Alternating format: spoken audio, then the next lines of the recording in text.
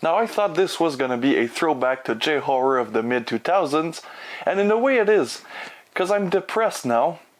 Thank you.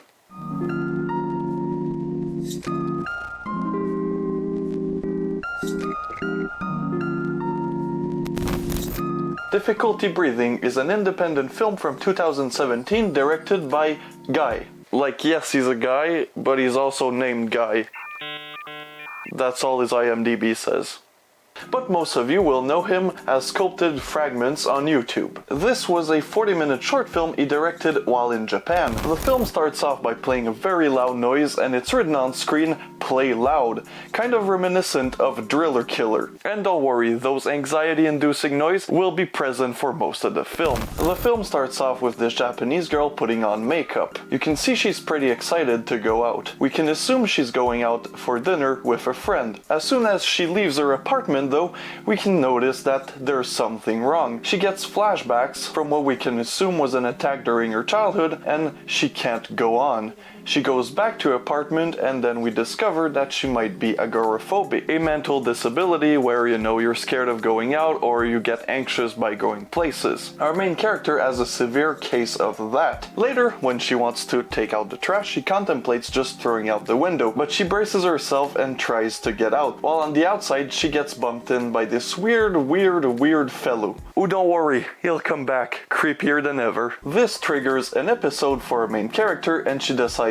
to not leave. Later that night, she starts to go hungry, of course, so she decides to make herself dinner. And she can't go outside, but boy, she can cook. Then a montage shows us what she's doing for an entire month until she runs out of food. The film becomes more and more tense as we follow her total mental breakdown. She starts eating straight out flour because she ran out of food, then starts having hallucination from what we assume is the hunger and the thirst. Yeah, this film shows a really good perspective on mental illness, especially agoraphobia, and it's truly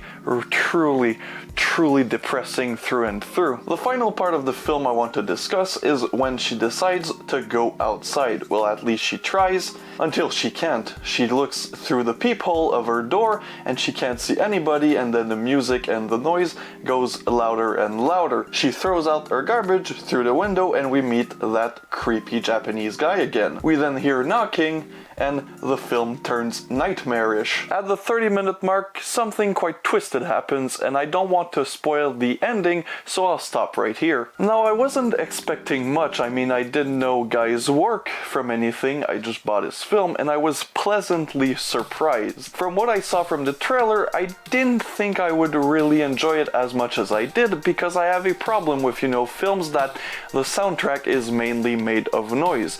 Luckily for me, it's not the case. The trailer just portrays it that way. In fact, the industrial and noise parts only help to build tension, and when the movie goes apeshit, the soundtrack actually does a great job at keeping you on the edge of your seat. Some of the imagery is very creepy and very much reminded me of J-horror from the mid-2000s. I made a little joke at the beginning, but I would put this right up there with a lot of the J-horror of the mid-2000s, and it's very similar because it's also very depressing. This is not a happy watch. I wouldn't recommend doing what I'm doing right now and watching this around Christmas time, but I'm a bit of a masochist.